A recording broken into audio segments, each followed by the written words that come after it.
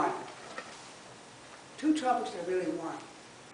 One is called intuition, and the other one is called spirit intervention. And if you look at the two of them, you will understand that intuition and spirit intervention is really one of the same thing. We all have that intuition. There's no one in this congregation today that really doesn't have it at all. But that intuition is really spirit connection. Now, as some of you know, and maybe some of you don't, I almost didn't make it. I was laid up in the hospital for quite a while. And I won't go through the whole parameters of things, but I was at my house and I couldn't move. I was really just couldn't move at all. And it was getting dark. I had no lights on. I didn't know where the cell phone was located. I was trying to get from my chair into the bedroom. And all of a sudden I heard this voice open the door and says, "Where are you?" And I said, "Who are you?" first of all. And the lights went on, and it was this girl I know by the name of Mary Lou. And I was hoping she'd be here today, but she's got other things to do. And she came 7 miles over from her house at night to my home. And I asked her why. And she said, I had that impression there was something wrong. That was spirit intervention. And I said to her after I started to feel better, I said, "You know, you saved my life." And she with a smile said, and I've been regretting it every single day. She got a sense of humor. But that's how spirit works. That little voice that you have inside of you is really spirit telling you to do something that's important in your life. And we, as humans, kind of disregard that. You know, we always do that. Isn't it funny? You know, you say, I'm going to call my son up in Massachusetts, and the cell phone rings off. It's my son. He said, I had to call you. Why? I don't know, just had to call you. All right. That's spirit intervention. By the way, there's nothing in the natural law book that I'm aware of, but I'm not an expert on natural law. But I do know that coincidence is not there. There's no such thing under natural law called coincidence. You can look it up for yourself. Everything works in divine order. It really does. And as spiritualists, we should understand that, because that's very important in our lives. By the way, when I was over at the hospital, it was kind of funny. I didn't tell anybody I was a medium. I kept that secret, I thought. Guess what? The whole hospital knew I was a medium.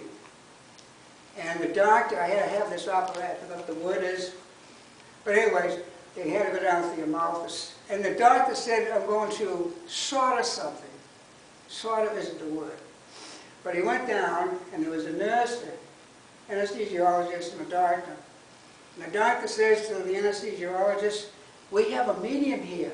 He speaks to the dead. And I said, Doc, if I don't come back from this, I am definitely coming back. I tapped him around the shoulder. But the point is that spirit knows everything that we need to understand in life. We really do. But we don't pay attention to it, really. We just say, yeah, you know. But they do know what's going on.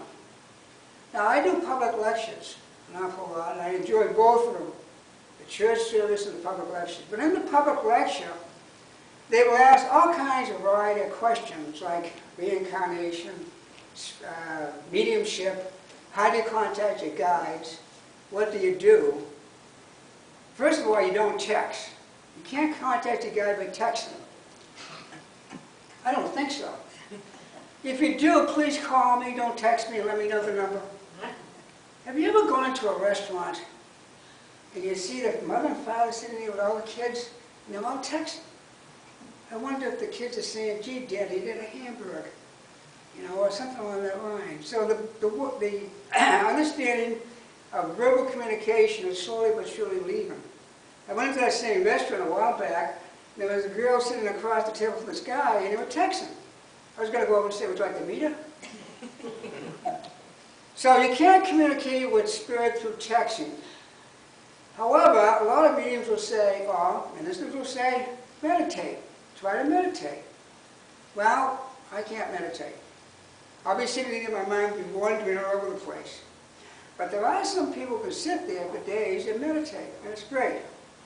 The only form of meditation I've done up at Lilydale Spirituals Camp was what they call the alpha level form of meditation, where I take the students down 3 or 4 levels into the spirit side of life. And I want to tell you, it was so interesting, I wish I recorded it myself, some of the information we're bringing up.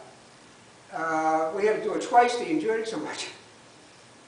But the form of meditation or connecting with the spirit guide that I found important in the way it works was taught to us by Reverend Gravis Customs years ago. And that is sit into a nice quiet place, shut the TV off, the radio, and just spend 20 minutes. That's all you really need. And just say, Spirit, Spirit, Spirit. I have a situation I need some help on. For example, if you have, let's say you have 2 job opportunities, and you don't know which one to take, ask Spirit. And after you make that announcement to Spirit, just get up and walk out. You're not going to get a phone call from Spirit. You're not going to get a loud voice unless you clear audio from Spirit. But you will get something inside of you saying, this is the one to take. And follow it up because it works that way. Now, does Spirit see everything we need to see? No, absolutely. For example, if you go into a store and you buy a puzzle, you see the beautiful picture of this landscape or seascape of the state of Florida. Lighthouse up on a hill, the captain's quarters, and everybody running around the beach and swimming. Sailboats out there tacking back and forth. And you say, what a beautiful scenery. And you open up the box, and there's all these little jigsaw puzzles. There's billions of them in there. And about at that time, I felt like throwing the box out the door. But that's how we see life in small segments. We really don't see the total picture. We try to see the total picture, but it's very difficult because we're humans. But Spirit sees the total picture itself. So they know where you're going to go, how you're going to get there, and when, and how, and what time. And that's why we need to listen to them. Funny enough, there was a book written by a medium in England that says, "Does Spirit see us take a shower?"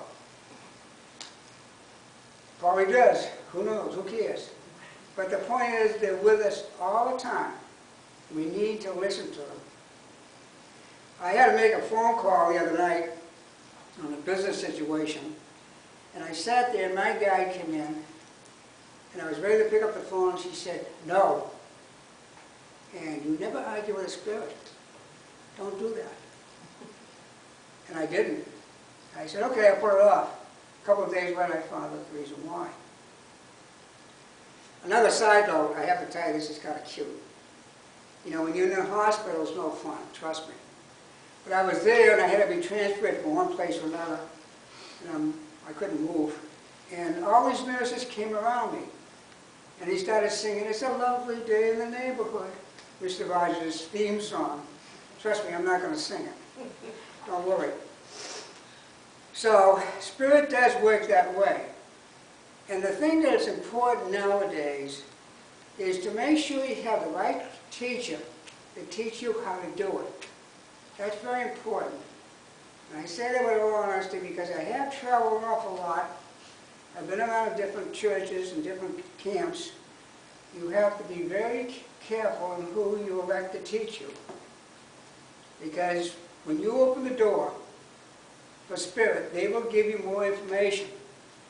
I have a young woman who started up a shop up in Palm Coast. She's about my daughter's age. And she has these feelings that they call clairsentient. She senses things around people. And she gets mad at me because she says, "I want to see Spirit." And I said, you have to work at it. It takes time. If you're going to become a lawyer, for example, you have to go to college, you have to take the law courses, and it's a long haul. But it's worth it at the end. It's the same thing with spiritualism and mediumship. It's a long haul, but it's worth it at the end. Take the time, make sure you have the right teachers, make sure you're in the right classes, especially today, because things are changing quite a bit.